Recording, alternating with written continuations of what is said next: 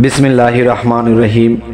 হে সমস্ত জগতবাসী, এতে আমি অন্য ধর্মের লোক বুঝি না, নিজের ধর্মের লোক বুঝি না, সকল স্তরের লোককে সামনে রেখে আজকে সূরা ইয়াসিন থেকে আলোচনা করব ইনশাআল্লাহ।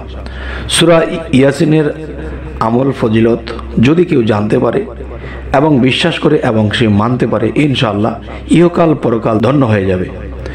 তাই আমি মোহাম্মদ শামীম আলী আপনাদের সামনে সূরা ইয়াসিনের আমল ও ফজিলত নিয়ে হাজির হইলাম। তো আশা করব ভিডিওটি টানবেন না, অনেক লাভবান হবেন।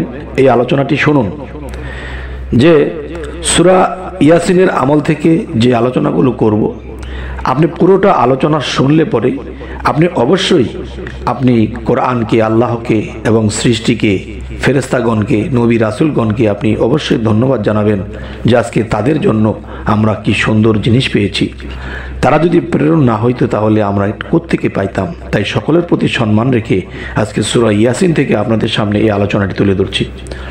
অবশ্যই খেয়ালের সাথে, ধ্যানের সাথে শুনবেন, যাতে করে আমরা লাভবান হতে পারি। সেটি হলো, দেখুন, সূরা ইয়াসিনের ফজিলত। সূরা ইয়াসিনের ফজিলত আমরা কখনো বর্ণনা করে শেষ করতে পারবো না। অসংখ্য হাদিসে অসংখ্য রকম ইহা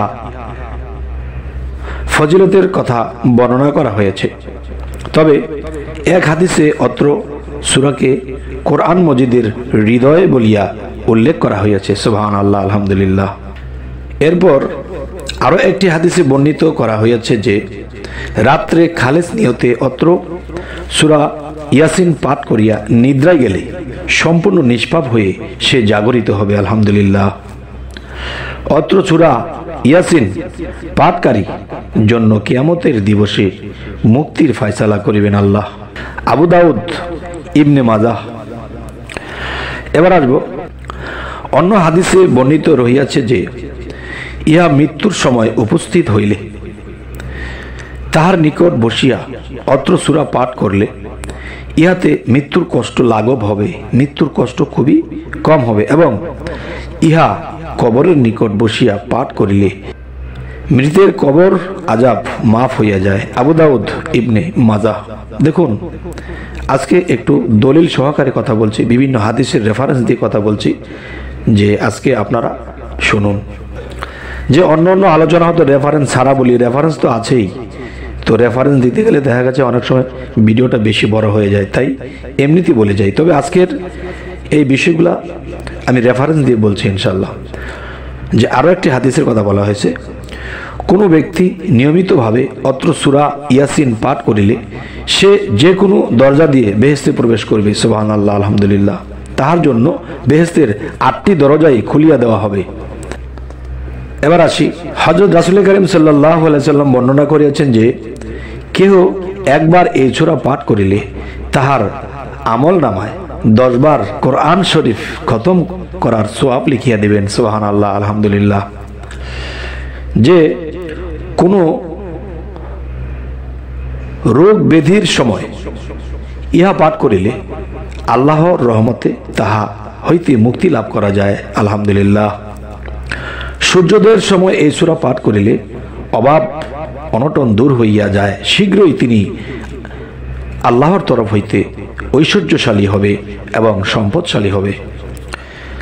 এবার আসি, ভীত, পীড়িত ও ক্ষুধার্ত ব্যক্তি এই ইয়াসিন সূরা পাঠ করিলে ভয় ও পীড়া দূর হইয়া যায় এবং ক্ষুধা নিবারণের ব্যবস্থা হয়। সুবহানাল্লাহ, আলহামদুলিল্লাহ।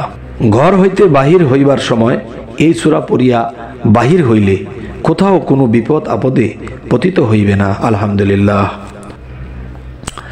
পাগল ব্যক্তির উপরে এই সূরা পড়িয়া দম করিলে বা ফুঁক দিলে আল্লাহর রহমতে ওই পাগল ব্যক্তির অসুস্থ থেকে তিনি সুস্থতে পরিণত হবে। আচ্ছা, তবে কি যে সে পাগল যদি আপনার কাছাকাছি হয়ে থাকে, তো প্রতি 3 দিন পর পর এই সূরাটি পড়িয়া পাঠ করিয়া যদি তাকে ফুঁক দেওয়া হয়, ইনশাআল্লাহ তিনি পাগল থেকে সুস্থ মানুষে ফিরে আসবে। এবার বলবো, জিন, পরী কিংবা ভূতে ধরা রোগীর নিকট বসিয়া জোরে জোরে এই সূরা পড়িয়া শরীরে ফুঁক দিলে যাবতীয় দুষ্ট জিন ভূত দূর হইয়া যায়। আলহামদুলিল্লাহ। এই সূরা কিয়ামতের দিন ভীষণ অবস্থার বর্ণনা দ্বারা আল্লাহ তাআলার অতুলনীয় ক্ষমতা ও অপরিসীম মহিমা কথা প্রকাশিত হইয়াছে। ইহা ছাড়া অত্র সূরায় আল্লাহ অপূর্ণ সৃষ্টি নৈপুণ্যের কথা রহিয়াছে এবং ইহা ফজিলতের সূরারূপে খ্যাত। অত্র সূরা সদা সর্বদা পাঠ করিলে দুনিয়া ও আখিরাতের যাবতীয় বালা মুসিবত হইতে নিরাপদ থাকা, যার ইহার বরকতে আল্লাহ তাআলা রুজিতে বরকত দেন এবং তিনি সুখ স্বাচ্ছন্দ্য লাভ করেন। অবশ্যই এই সুখ স্বাচ্ছন্দ্য পেয়ে অবশ্যই আল্লাহর ইবাদতে মশগুল থাকতে হবে। আচ্ছা, এবার আসি, হযরত সাল্লাল্লাহু আলাইহি সাল্লাম একটি কথা বলেছেন, প্রত্যহ রাত্রে এই সূরাটি পাঠ কখন করবেন? গভীর রজনীতে সূরা ইয়াসিন পাঠ করিলে কখনো আপনাকে অভাবে পতিত হবেন না এবং আপনার স্বাচ্ছন্দ্যে দিন কাটবে। অবশ্যই আল্লাহর ইবাদতে থাকতে হবে বিভিন্ন কাজের ফাঁকে। এবার আসব এই সূরার আরো কিছু বিষয়। এই ইয়াসিন সূরার সম্পর্কে হযরত রাসূল করিম সাল্লাল্লাহু আলাইহি সাল্লাম এর বহু হাদিস বর্ণিত আছে। এখানে মোটামুটি কয়েকটি হাদিসের মর্ম উল্লেখ করিলাম। হযরত আবু হুরায়রা হইতে এটি হাদিস বর্ণিত আছে যে এই সূরা পাঠকারীর জন্য সূরাটি ততক্ষণ পর্যন্ত হেফাজত করিবে যতক্ষণ পর্যন্ত ওই ব্যক্তির ক্ষমা করা না হইছে। সুবহানাল্লাহ, আলহামদুলিল্লাহ। যতক্ষণ পর্যন্ত গুনাহ মাফ না হয়েছে ততক্ষণ পর্যন্ত যে আল্লাহর এই কোরআনের এই সূরা ইয়াসিন পাঠ করতে তার ছোটখাটো গুনাহ প্রথমে তো মাফ হবে, পরে বড় গুনাহগুলো মাফ হতে থাকবে। সুবহানাল্লাহ, সুবহানাল্লাহ। এবার আসি, হযরত ইবনে আব্বাস রাদিয়াল্লাহু হইতে অন্য একটি হাদিসে বর্ণিত হইয়াছে, রাসূল করিম সাল্লাল্লাহু আলাইহি সাল্লাম বলিয়াছেন, আমার বাসনা এই সূরা মূলক প্রত্যেকটি মুমিন ব্যক্তির অন্তরে থাকুক, অর্থাৎ প্রত্যেকে ইহা মুখস্থ করিয়া লোক। এবার আসি, হযরত ইবনে মাসউদ রাদিয়াল্লাহু হতে এটি হাদিস বর্ণিত হইয়াছে, কবরে যখন আযাবের ফেরেশতা মৃতকে শান্তি দিবার জন্য পায়ের দিক হইতে অগ্রসর হইতে থাকিবে, তখন তাহাকে বাধা দান করিয়া বলিবেন, তোমাকে আসিতে দিব না।